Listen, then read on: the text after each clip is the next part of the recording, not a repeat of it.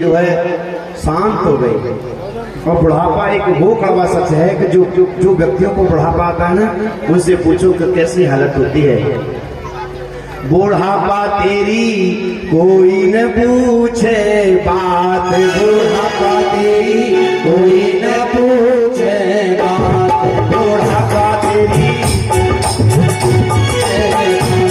बुढ़ापा तेरी कोई न पूछे बात। ये बुढ़ापा वास्तव में वो कड़वा सच है कि हर व्यक्ति के ऊपर से होकर के जाएगा ही, चाहे कोई छोटा है कोई बड़ा है, ये कड़वा सच है कि आएगा ही आएगा।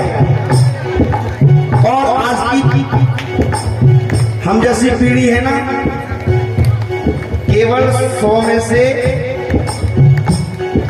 10% नहीं 20% मान लो जो कहना मानते हैं। नहीं, हम जैसी पीढ़ी तो पिताजी ने कहा बेटा वो चीज लानी है, हाँ हाँ ठीक है आ जाएगी आ जाएगी। मम्मी ने कहा बेटा ये चीज, हाँ मम्मी आ जाएगी, कहना नहीं मानती। आगे आने वाली क्या होगा? बुढ़ापा तेरी कोई न पूछे बात, बुढ़ापा तेरी कोई न पूछे बात। आया बुढ़ापा कह गया 3 कान में बात, आया बुढ़ापा कह गया 3 कान में बात, आया बुढ़ापा कह गया 3 कान में बात। कौन कौन सी? धीरे चल रहे नव के चल रहे ये डंडा ले ले हाथ, बुढ़ापा तेरी कोई न पूछे बुढ़ापा तेरी नहीं पूछे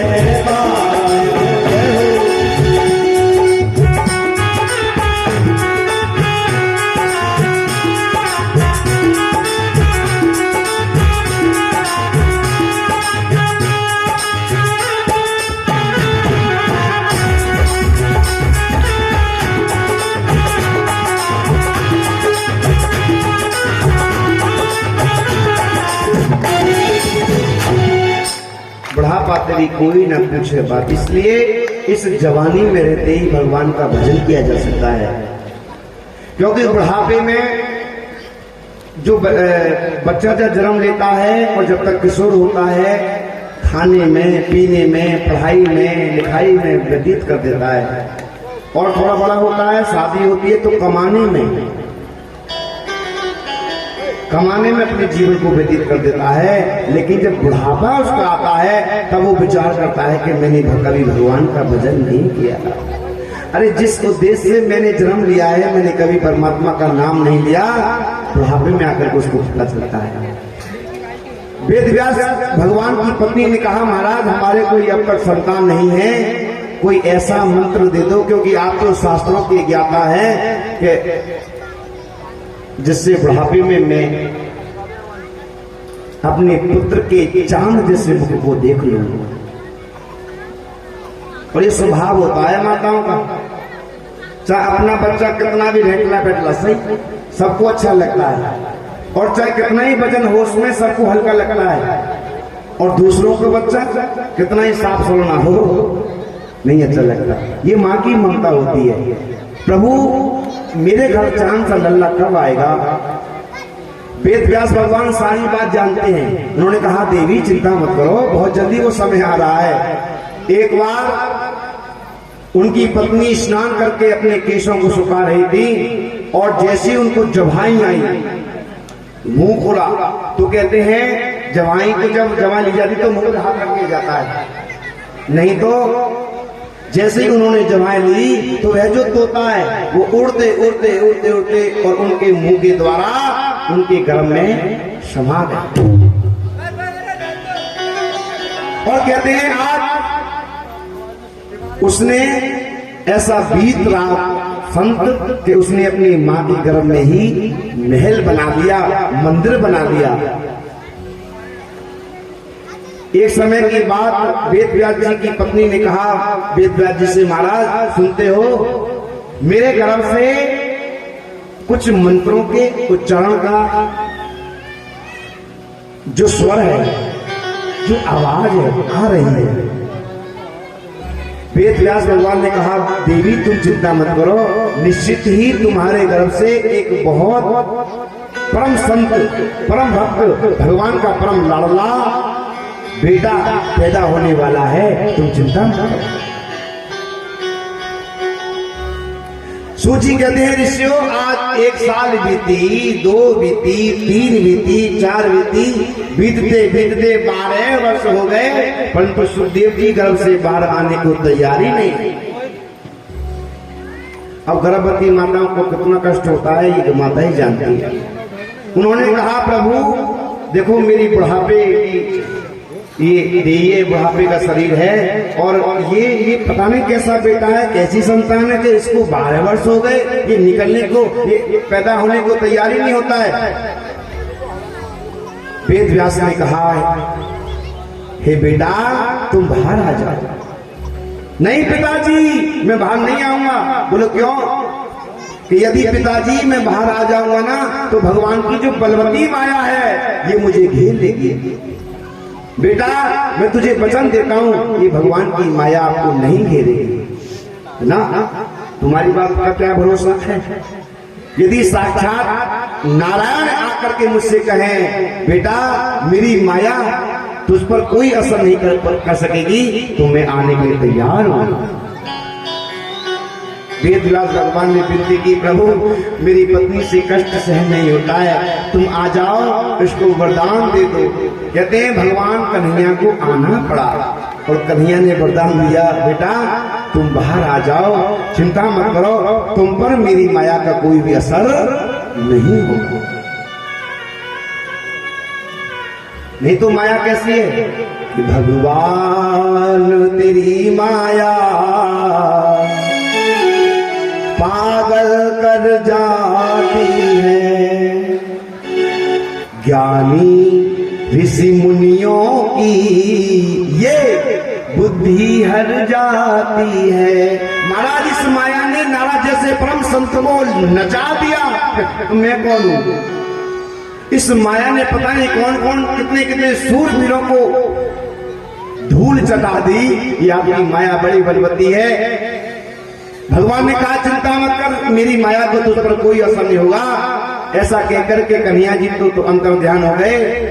और जैसे ही सुखदेव भगवान ने जन्म लिया, बोले सुखदेव जी महाराज की जय हो। आज सुखदेव जी ने जन्म लेते ही आज वन की तरफ प्रस्थान कर दिया है। मैया कहती है, बाबा रोको मेरे लाडले को, मेरा पुत्र कहां चला जा रहा है? पीछे पीछे वेद व्यास भगवान, बेटा रुक जाओ, बेटा रुक जाओ। परंतु वे सुखदेव जी महाराज किसी की बात को नहीं सुनते।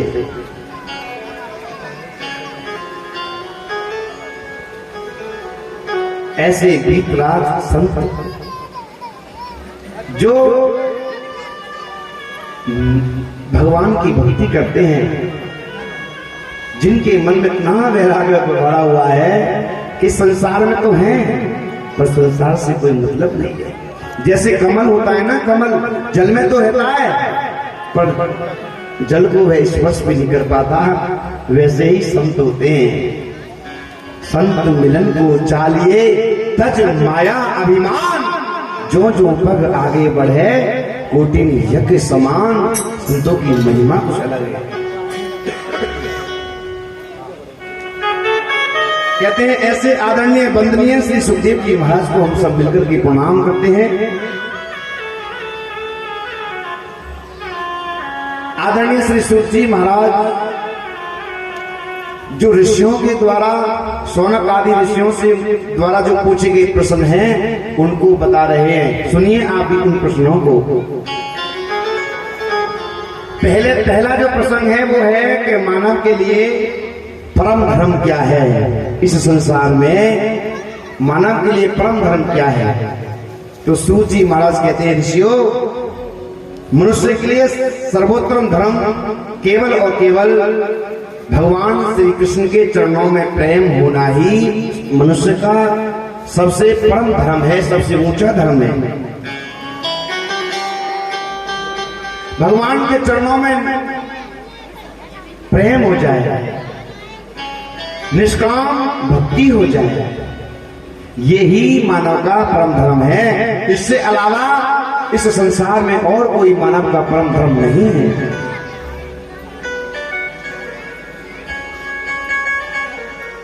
दूसरा, महाराज हम मंदिर में जाते हैं पर किसकी पूजा करते हैं? श्री शिव जी ने कहा है ऋषियों, हे मुनियों,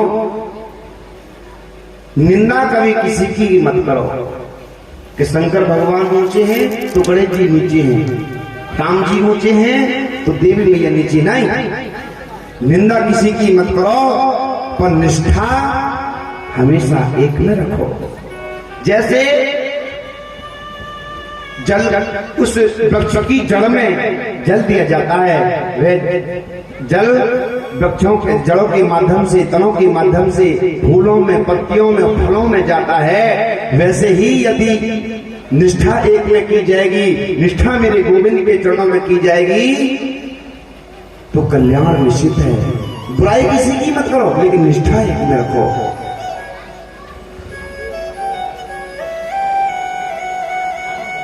क्यों कि राम कृष्ण दो एक है,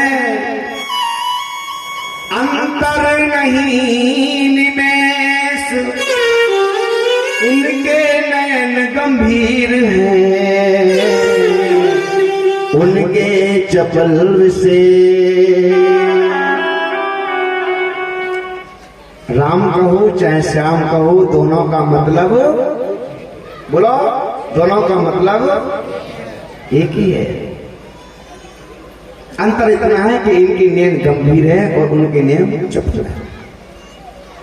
भगवान राम मर्यादा पुरुषोत्तम है और कन्हैया योगी, अधीश्वर है, योगेश्वर है तो एक ही चीज है। इसलिए यदि एक को मानोगे ना तो एक साधे सब सधे, सब साधे सब जाए। एक को मानोगे ना तो ये मानो कि सभी को माना लिया। इसलिए निष्ठा एक में रखो।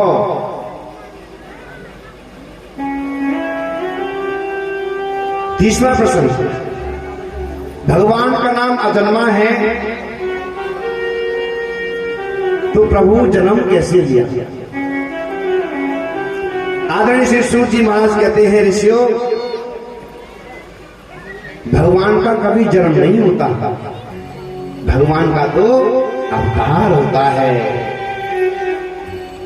भाई प्रकट कृपाला, दीन दयाला, कौशल्या हितकारी, अरे वो तो अवतार लेने वाले हैं, भगवान का जब जन्म नहीं लेते।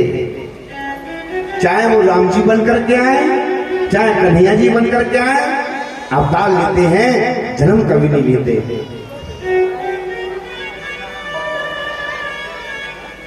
और कब लेते हैं भगवान अवतार?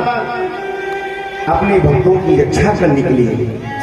जब जब होए धर्म की हानि, जब जब होए धर्म की हानि,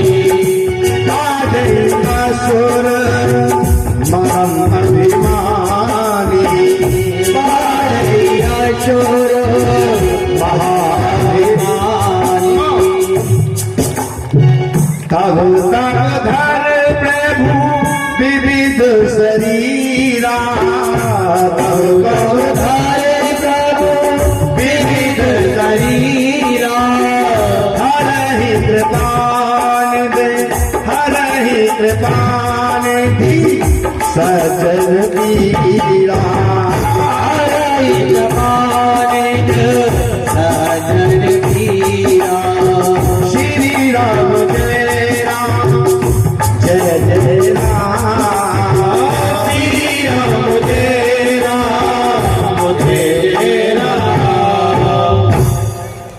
भगवान अपने भक्तों का कल्याण करने के लिए ऋषियों को, मुनियों को, संतों को, भक्तों को आनंद देने के लिए और राक्षसों के दल को नाश करने के लिए, इस पृथ्वी को निशाचरों से रहित करने के लिए भगवान अवतार लेते हैं।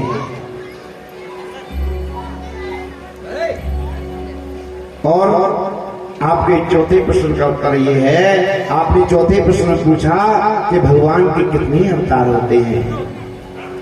हे ऋषियों, भगवान के 24 अवतार होते हैं और उनमें सबसे पहला जो अवतार है सनक, सनंदन, सनातन और शरत कुमार, ये भगवान का पहला अवतार है। भगवान का दूसरा अवतार 12 अवतार। भगवान ने अपने तीसरे अवतार में संत नारद के रूप में अवतार लिया। भगवान का चौथा अवतार नर और नारायण। भगवान का 5वां अवतार श्री कपिल देव जी के रूप में, जिन्होंने अपनी माता को ज्ञान प्राप्त कराया। भगवान का छठा अवतार दत्तात्रेय जी के रूप में। भगवान का 7वां अवतार यज्ञ भगवान के रूप में। बोली यज्ञ पुरुष भगवान की जय हो। भगवान का ये अवतार है, 7वां अवतार है यज्ञ पुरुष। ये जो हमारे आचार्य जो वेद पाठी हैं, जिन्होंने गुरुकुल में अपने तन से मन से गुरुकुल में जाकर के गुरुकुल की सेवा की है, गुरुजनों की सेवा की है, अध्ययन किया है, ये बात बताते हैं कि हवन को करने से, यज्ञ को करने से जन्मों जन्मों के पाप नष्ट हो जाते हैं, इसलिए करनी चाहिए। और मैंने तो जगह जगह ये भी देखा है सज्जनों, पड़ोस में बैठ करके बात तो बनाते रहेंगे परंतु हवन में आने के लिए तैयार नहीं होते। अरे ये वो चीज है, यदि मन से कर लिया जाए और संकल्प लेकर के कर लिया जाए तो निश्चित ही मैं व्यासपीठ से कहता हूं कि उसकी मनोकामना पूर्ण होती है इस यज्ञ के माध्यम से, भगवान की कथा के माध्यम से। बोले यज्ञ पुरुष भगवान की। ये कोई साधारण नहीं है, ये भगवान का 7वां अवतार है। भगवान का 8वां अवतार श्री ऋषभ देव जी के रूप में हुआ। भगवान का 9वां अवतार पृथु जी के रूप में हुआ और भगवान का 10वां अवतार मत्स्य अवतार, मछली के रूप में हुआ। भगवान का 11वां अवतार कच्छप अवतार। 12वां अवतार धनवंतरी अवतार में हुआ। भगवान का जो 13वां अवतार है वो मोहिनी रूप में हुआ, मोहिनी अवतार। भगवान का जो 14वां अवतार है श्री नरसिंह भगवान के रूप में हुआ, जिन्होंने पहला जी भक्त के कारण कहते हैं हिरण्यकश्यप का नाश कर दिया। भगवान का जो 15वां अवतार है वो वामन भगवान के रूप में हुआ। बोले वामन देव भगवान की। भगवान का 16वां अवतार परशुराम जी के रूप में हुआ, भगवान परशुराम जी के रूप में। भगवान का 17वां अवतार महर्षि वेदव्यास जी का अवतार है और भगवान ने 18वां अवतार मर्यादा पुरुषोत्तम परम पूजनीय भगवान श्री राम जी के रूप में अवतार लिया, जो मर्यादा को निभाने वाले हैं, जिनका नाम राम समस्त पापों को, कष्टों को दूर करने वाला है। ऐसे राम जी के रूप में भगवान ने 18वां अवतार लिया। भगवान ने 19वां अवतार श्री बलराम के रूप में लिया और भगवान का जो 20वां अवतार है वो मेरे साक्षात कन्हैया जी के रूप में अवतार लिया।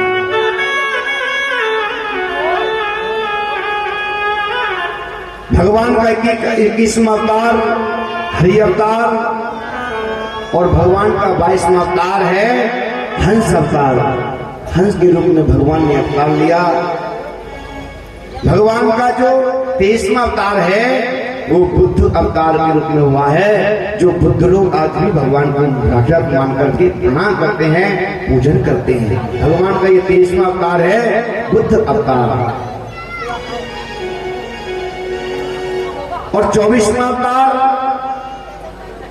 ये कलयुग में होने वाला है, जिसे कल्कि के नाम से जाना जाता है। बोलो कल्कि भगवान की जय हो।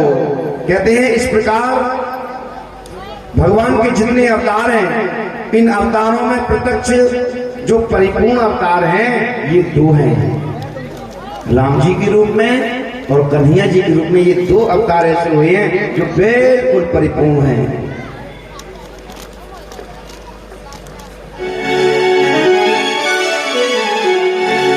ये बात चली रही थी कि इतने में ही फिर एक ऋषि ने प्रश्न पूछा, महाराज ये व्यास जी कौन है? अभी अभी आपने बताया व्यास जी हैं, ये व्यास जी कौन है? ये किसके पुत्र हैं व्यास जी महाराज? ये मुझे बताने की कृपा करें, हम सभी यानी हम सभी को बताने की कृपा करें, ये कौन?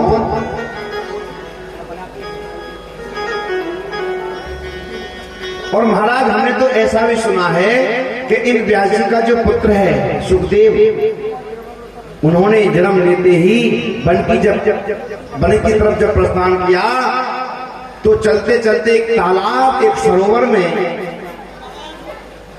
कुछ स्त्रियां निर्वस्त्र होकर के स्नान कर रही थी। तो जैसे ही उन्होंने देखा कि सुखदेव जी महाराज जा रहे हैं तो दूर से ही प्रणाम कर लिया। और जैसे ही व्यास जी भगवान वहां से निकले तो उनसे पहले ही इन स्त्रियों ने उस जल से निकल करके वस्त्रों को पहनना प्रारंभ कर दिया।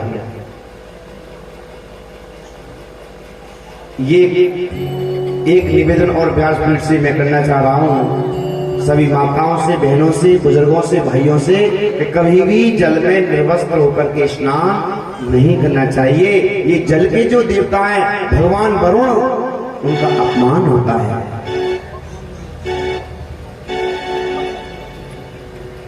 महाराज ये कौन है? कहते हैं आज ऐसा प्रश्न पूछने पर श्री सूत जी महाराज कहते हैं, ऋषियों आपने बहुत ही सुंदर प्रश्न किया है। देखिए भगवान नारायण के पुत्र हैं ब्रह्मा, ब्रह्मा के पुत्र हैं वशिष्ठ जी, जिन्होंने अपने इष्ट को अपने वश में कर लिया। सतयुग के बाद में द्वापर आने वाला था, परंतु इतनी साधना, इतनी पूजा की कि उस युग को ही परिवर्तन करके अपने युग बनवा लिया, माने अपने इष्ट को जिसने वश में कर लिया। ऐसे वशिष्ठ जी महाराज, वशिष्ठ जी महाराज के पुत्र हुए शक्ति, और शक्ति के पुत्र हुए पराशर जी, और पराशर जी के पुत्र हैं महर्षि वेदव्यास भगवान। एक बार ये व्यास जी महाराज अपने आश्रम में बैठे हुए थे और सोच रहे थे। सजनों, जैसे सुखदेव जी महाराज जन्म लेते ही निकल गए ना वन में, वैसे ही ये वेदव्यास भगवान हैं, इन्होंने भी जन्म लेते ही वन के ऊपर प्रस्थान कर दिया। जब इनकी माता रोने लगी तो कहने लगे, मां, इनकी माता का नाम है सत्यवती, सत्यवती के पुत्र हैं ये महाराज वेदव्यास भगवान। तो जैसे ही आज जाने लगे तो उनकी मां सत्यवती ने कहा, बेटा तुम कहां जा रहे हो? उन्होंने कहा, मैया तुम चिंता मत करो, मैं आपसे दूर नहीं जा रहा। जब भी आपने मन से मेरा स्मरण कर लिया, जब भी आप मेरा स्मरण करोगी तो मैं आपके चरणों में समर्पित हो जाऊंगा, मैं तुरंत प्रकट हो जाऊंगा। उन्होंने आकर के बद्रीनाथ में एक सम्याप्रास नाम की कुटी बनाई और उसमें रहने लगे। वेदव्यास भगवान जी ने आकर जैसे समाधि लगाई तो उनकी समाधि में सारी दुनिया घूमने लगी। कोई खा रहा है, कोई पी रहा है, कोई सो रहा है, कोई जा रहा है, कोई लड़ रहा है, कोई क्या कर रहा है। इसको देख करके उनका मन दुखी हो गया और कहने लगे, अरे ये सारी दुनिया इसी खाने पीने लड़ने में लगी रही तो इन जीवों का कल्याण कैसे होगा? मुझे कोई ऐसा उपाय करना चाहिए कि जिससे इन जीवों का कल्याण हो और भगवान की भक्ति इनको मिल जाए, भगवान के चरणों की भक्ति इनको मिल जाए, भगवान के चरणों का प्रेम इन पर हो जाए। ऐसा सोचते सोचते भगवान वेद व्यास ने एक एक वेद की रचना की और उसी एक वेद को रच करके उसी वेद के 3 हिस्से कर लिए और 3 और 1 मिलाकर हो गए 4 और 4 वेदों की स्थापना इन महाराज ने की है। पहला वेद है ऋग्वेद, दूसरा है यजुर्वेद, तीसरा है सामवेद और चौथा जो वेद है वो अथर्ववेद है। इन चारों वेदों की रचना की, परंतु वेद व्यास भगवान जी के मन में सुख शांति नहीं हुई। एक बार आपने उस आश्रम में दुखी मन से बैठे हुए थे कि उसी समय नारद जी महाराज भगवान का स्मरण करते हुए आए। श्रीमन नारायण नारायण नारायण, श्रीमन नारायण नारायण नारायण, श्रीमन नारायण नारायण नारायण, श्रीमन नारायण नारायण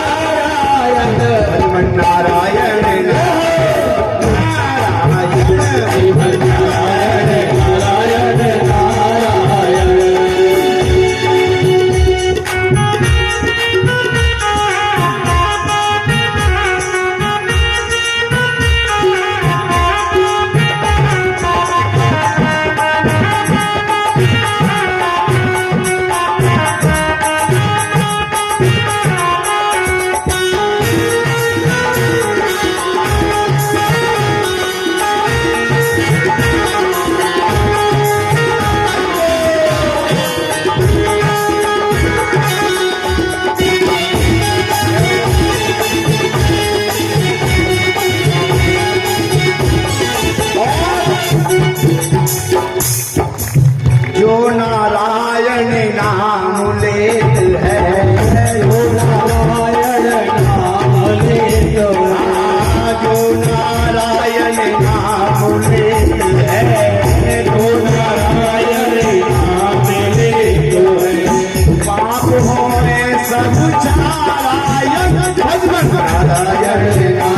नारायण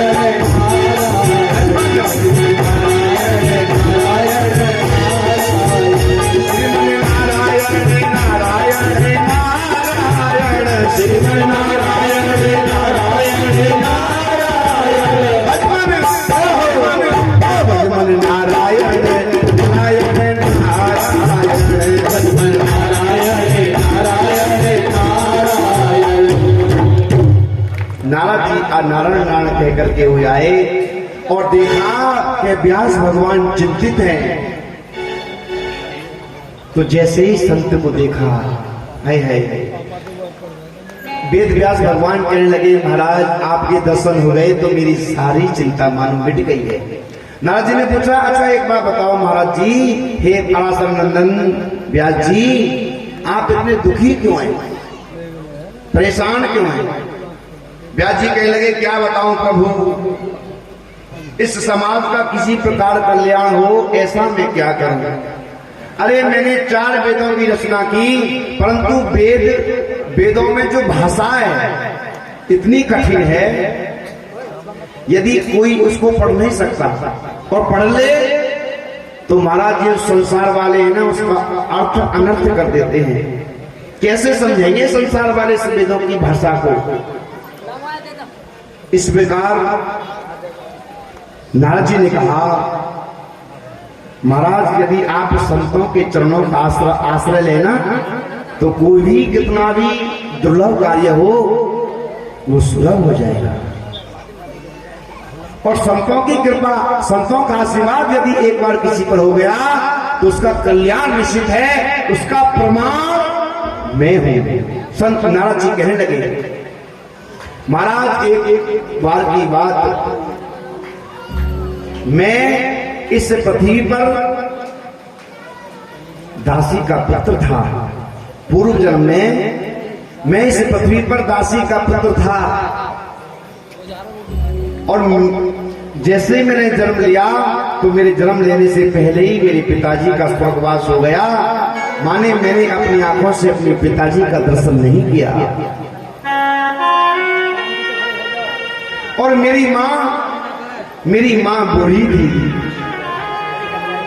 पिताजी के मरने के बाद कहां जाए। तो मेरी माँ ने संतों के चरणों का आश्रय लिया, संतों के आश्रम में गई और हाथ जोड़ करके कहने लगी संत भगवान से, प्रभु मुझे और मेरे पुत्र को, मेरा पुत्र तो छोटा ही है ना, मुझे केवल दोनों समय का भोजन प्राप्त हो जाए, मैं आपके यहाँ पर सेवा क्या करूंगी। मेरी विनती है प्रभु मुझे अपने आश्रम में रख लो, क्योंकि मैं एक अबला स्त्री हूं। नारद जी कहने लगे, व्यास जी सोचे जरा, एक अबला स्त्री, एक बूढ़ी स्त्री, और उसमें भी मेरी मां विधवा, मुझको गोदी में लेकर के आश्रम में गई तो उन संत भगवानों ने मेरी मां की दशा को देख करके उन्होंने अपने आश्रम में मुझे रख लिया और कहा, बेटी हमारी पत्नी के पास में जाओ और आराम से रहो। मेरी मां मुझे गोद में लेकर के संतों की पत्नियों के पास में गई तो उन्होंने कहा, हे देवी आप चिंता मत करो, आप गाय को दूह लिया करो, माने गाय का दूध निकाल दिया करो, गाय को चारा दे दिया करो, सफाई कर दिया करो, बस आनंद से रहो, चिंता की कोई बात नहीं है। मेरी मां यही काम करने लगी। और सुनो, संतों के आश्रम में क्या होता है, संतों के आश्रम में तो हमेशा भगवान का भजन होता है, भगवान का कीर्तन होता है, भगवान के नाम का उच्चारण होता है। श्री कृष्ण गोविंद हरे मुरारी, हे नाथ नारायण वासुदेवा। श्री कृष्ण गोविंद हरे मुरारी, हे नाथ नारायण वासुदेवा। श्री कृष्ण गोविंद हरे मुरारी, हे नाथ नारायण वासुदेवा।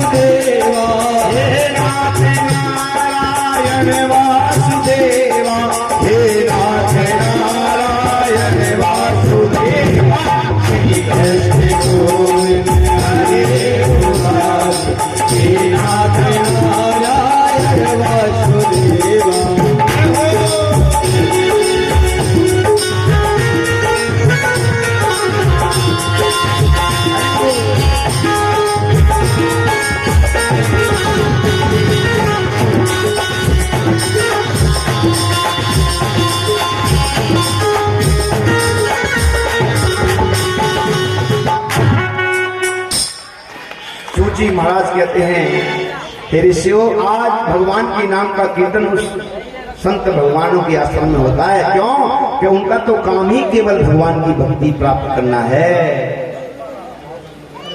हे ऋषियों, जब नारद जी कहते हैं, व्यास जी जब संतों का सत्संग होता था ना, तो मेरी माँ मुझे गोद में लेकर के संतों का सत्संग मुझे सुनाया करती थी। और सत्संग का क्या प्रभाव होता है, सत्संग का क्या प्रभाव होता है, ये बात एक राक्षसी ने सुंदरकांड में कही। ताते स्वर्ग अपवर्ग सुख धैर्य तुला एक अंग, ताही सकल मिल जो सुख लव सत्संग। ये सत्संग का प्रभाव होता है। क्षणिक मात्र का सत्संग भी यदि जीव को प्राप्त हो जाए तो एक तराजू के पल्ले में सत्संग का क्षण मात्र का सुख ले लो और दूसरे पल्ले में संसार के जितने भी मोक्ष और स्वर्ग के सुख हैं उनको दूसरे पल्ले पर रख दो। फिर भी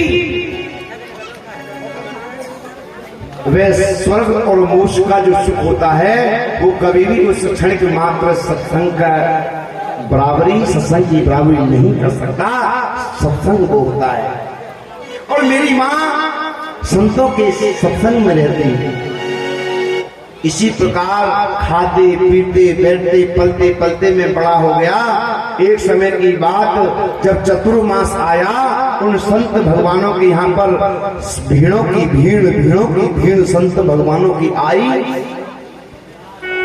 और चतुर्मास में 4 महीने एक जगह बैठ करके सत्संग किया, भजन करते हैं। ये चतुर्मास का महीना होता है।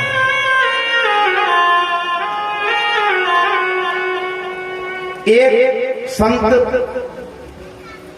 जब मैं बड़ा हो गया तो मैंने भी मन से सेवा की, और एक संत भगवान ने मेरा नाम रख दिया रामदास। मैं जहां भी जाता बेटा रामदास, मैं जहां भी जाता बेटा रामदास। मेरी मां कहती तो रामदास। ये आजकल के नाम रखे जाते हैं, टीटू, पीटू, मिंटू, सिंटू, लेकिन पहले नाम जो रखे जाते थे ना, वो भगवान के नाम पर रखे जाते थे। अरे वैसे नाम नहीं लिया जाता है तो कम से कम अपने पुत्र के नाम से भगवान का नाम लिया जाए। लेकिन आज के इसमें कैसी भक्त बेटी इन नामन की, या कल युग में